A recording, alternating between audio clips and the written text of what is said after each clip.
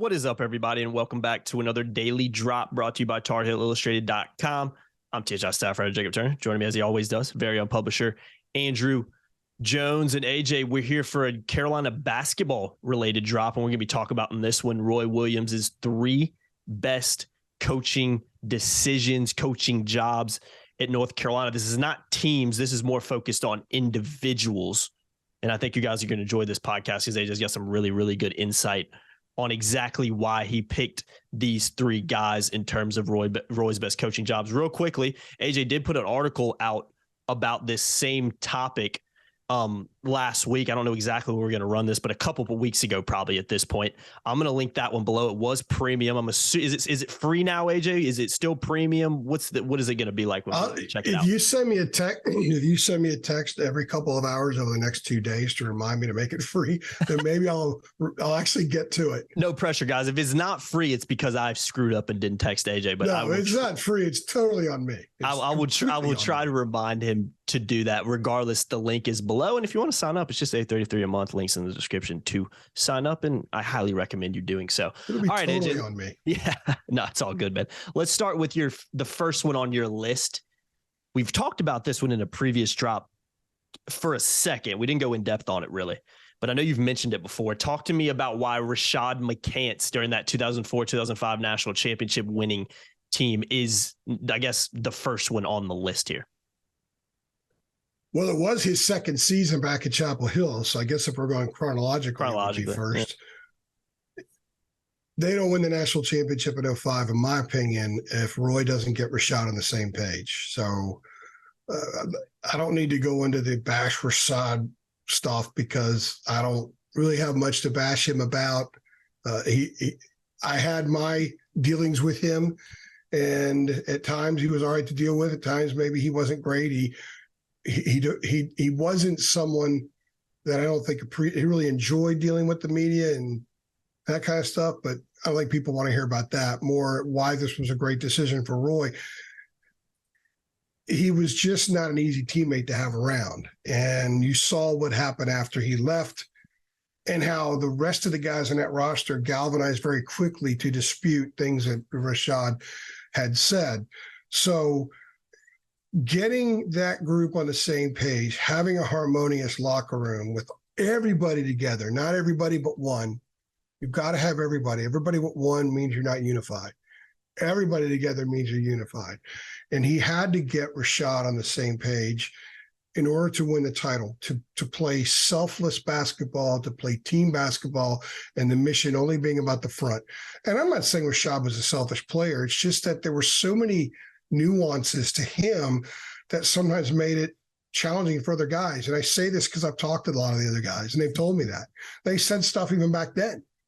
I mean, everybody knew even back then Rashad was a little bit of a different bird. I remember Adam Lucas on Go Heels wrote a piece where he followed Rashad around and like being Rashad McCants. We're not doing that kind of stuff about a guy who's just kind of falling in line with everybody else. There was the get out of jail free card comment in which they had to hold a press conference about that.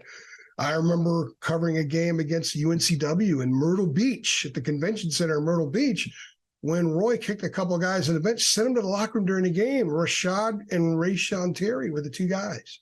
And Rayshawn was sort of lumped into it. And it was pulling teeth, man. It was pulling teeth with him. Roy got him to fully buy in, and they won a national championship. And I think that, Roy has shown one of his great attributes was figuring out everybody's button and having the knowledge going into every team, recognizing everybody's button is different.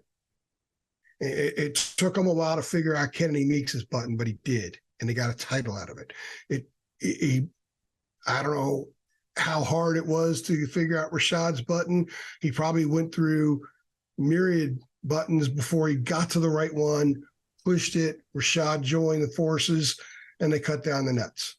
Yeah. So I think that's his greatest coaching decision, maneuver, sequence, whatever you want to call it, in his career, certainly North Carolina, probably of all time.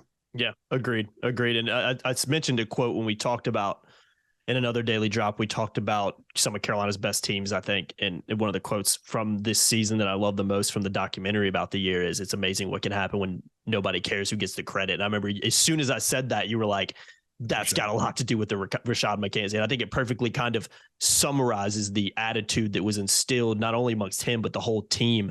And that was required, that amount of buy-in and that amount of, selflessness of buying into the team and not worrying about you as an individual. Is still one of my favorite quotes, because I think it's such a accurate quote for sports and in life in general. Yeah. Before we go to the next one real fast. Yeah. It would be unfair of me to not say this as well about Rashad. I think Rashad gets a bum rap when people rank Tar Heel players in however long their rankings are. He's never as high as he should be as a player because of what people feel about him personally. And I think Joe Forte is the same way. Forte was an incredible player. Yeah, Rashad was an outstanding player. Yeah. I know a good buddy of mine used to cover the Blazers, and he knew the GM there really well. And he had a conversation. He went to lunch with him one time, like in 2009 or whatever it was. And the GM there told him, he said, every GM in the league is afraid of Rashad McCants. He's got 23 points a game potential, but the other stuff drags it down. And that's why he had trouble sticking in the league. It wasn't because he couldn't play. It was some of the other stuff. And hopefully he's, that's not an issue anymore. But I think that played a role in his post-Carolina comments about Carolina. They were just, stuff that people didn't really jive with reality some of the time. So, but man, he was a great player. He was a fantastic player, and he's underrated as a player all the time. I'm glad Carolina kept his jersey in the rafters. Some people even went so far as to say they got to remove it from the rafters. BS. He earned it. Mm-hmm. He earned it. It should be up there. And maybe one day in the future, everything will be repaired like it's been with Matt Doherty, and that would be best for everybody. Mm-hmm. Agreed. I still think his biggest mistake was dating one of the Kardashians when he got to the league. That just never works out too well. And AJ, you might have no idea what I'm talking about, but we'll end up doing a 12-minute drop and turning into 30. Telling you, man, that for me. I don't know, and I can't contribute a lot to that. Anytime I see anything Kardashian, I run the other way. Yeah, exactly. He should have ran the other way too. That stuff bores me like paint dry. You're not the only one, AJ. And again, he should have ran the other way too back then. But you live and you learn. AJ, let's move on. Kendall Marshall next on the list. Completely agree with this one too. But talk to me about why Kendall's on this list. Yeah, everybody who is at least your age will know exactly why. Very simply, when Roy made the switch, Kendall starting over Larry Drew, Larry coming off the bench, that was it. And that team was so much better. They responded to Kendall really well.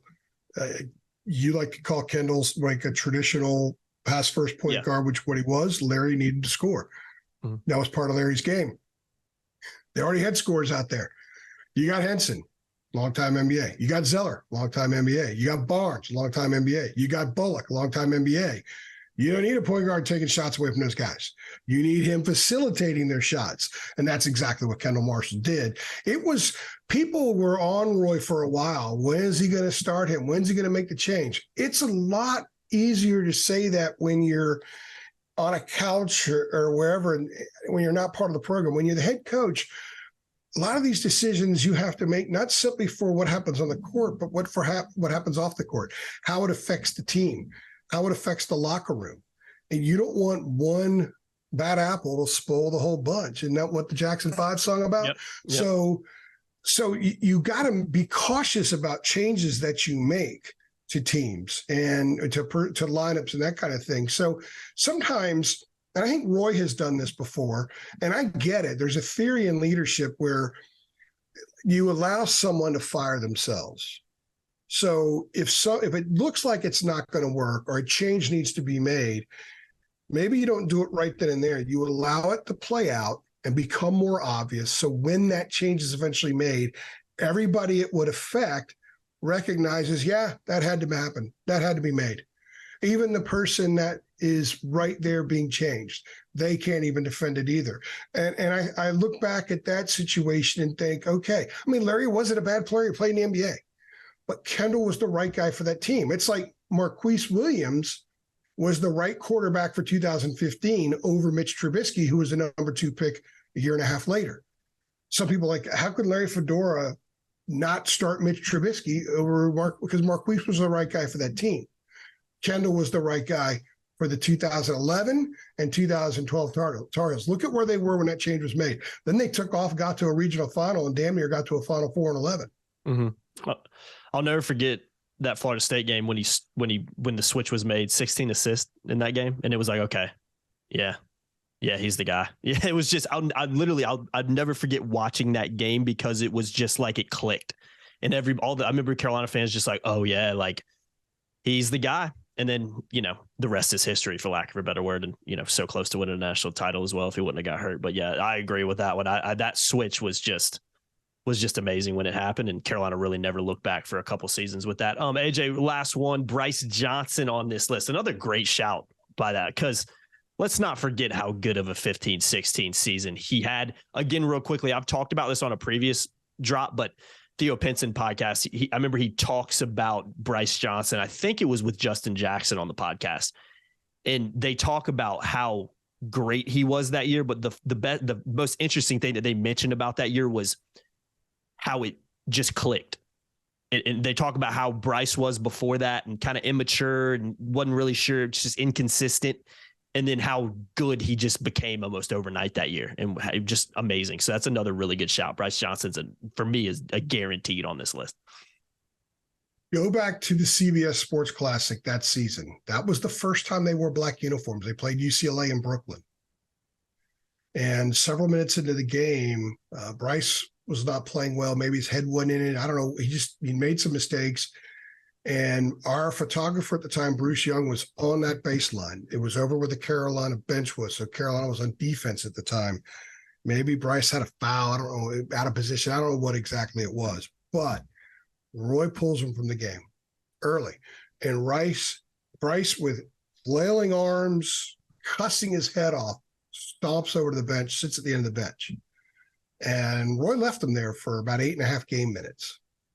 Just left him there. Long time. I don't think he even looked at him. Mm-hmm. I don't think he ever looked at him. I don't know for sure. I don't think he ever looked at him. Bruce was there and told me, he texted me all the different cuss words that came out of Bryce's mouth. And, there's a photo of Bryce like this. We never ran that stuff. Didn't want to embarrass him. But the reason this is important is because then look at what Bryce did after he came back in the game. He went for like 27 and 15 or something, 27 and 13, something like that. Ended 11 for 12 from the floor too. Yeah. 11 for 12 from the floor after that against UCLA. Mm-hmm. He was awesome. They won the game because of him. And he was a different player from that moment moving forward. Everybody has their moments in time. I love to ask athletes, especially young football players, when was the moment where something occurred that it clicked you realize, I got it. I could do this. For Bryce, that was the last shedding of some of that immaturity that Theo and Justin were talking about. Mm-hmm. That was it. Like, he shed that skin and it was laying on the floor of Barclays Center. Mm-hmm. Someone had to go over there and sweep it up into a dustpan and throw it away. That was the last shed of skin from Bryce. And the guy that went for 39 and 23 in Florida State, and the guy that swatted every shot Providence put in the air in the second round that year, mm-hmm. that was the rest of the way, and he was awesome. Yeah, great to deal with. In the locker room after the title game at 16, it's something I will never ever forget. And I enjoyed watching him skyrocket his game because I love watching kids grow. I love watching them become who they are. And he did that, man. So Roy knew the moment to send the message again, and he did it. He knew the button to push. He did it, and they damn near got a national title out of it. Yeah, no doubt about it. Yeah, I completely agree with that. And Johnson's a great shout on this list. And AJ, that'll wrap this list up. Hope you guys have enjoyed it. Let us know if you agree. Make sure you like, make sure you share, make sure you subscribe. Again, all the links are below to our social media, to our website to get involved in this conversation. We want to hear if you agree, if there's anybody else maybe you think should make this list. Because I think maybe a Kennedy Meeks, AJ, maybe he's close to making this list because Roy did a great job with him too. So yeah, guys, make sure we want to hear from you guys. Kennedy was a longer series. Kennedy was a more evolving process. Yeah, it wasn't one specific thing. it was an evolving process, and part of it required Kennedy to be a part of that. So it was two-way a little bit, but it was more Roy because he was the coach and the leader, and he had to recognize some of the things that were bothering Kennedy. And I love Kennedy, man. We see him every once in a while now. He's just got a great spirit about him, and his performance in the Final Four and semifinals against Oregon, a little bit underappreciated, maybe forgotten a little bit, but one of the great performances in Carolina history. Yeah, the block against Gonzaga as well late in that game to wrap it up too. It's a shame that jersey that says Barry couldn't have a slash and say Meeks too. I know, right? 100%. He was exceptional in the Final Four, no doubt about it. But yeah, appreciate you guys tuning in. As always, again, like, share, subscribe, hit the notification bell as well, so you know every single time we drop a daily drop. And we'll see you on the next one. Thanks.